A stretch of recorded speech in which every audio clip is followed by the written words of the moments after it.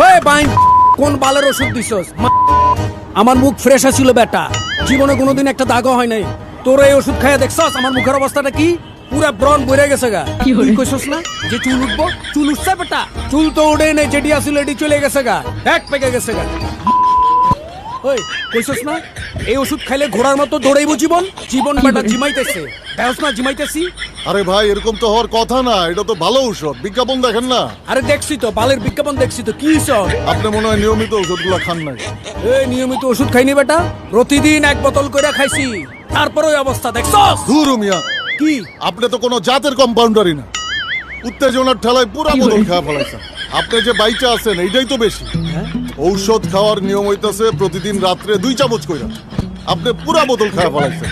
এইটার একটা side effect আছে না? পুরা ফাউল মিয়া, আপনার কাছে ঔষধই বেচুন, আমার বদনাম হয়ে যাবে। আপনি আমার আগের ঔষধ টাকা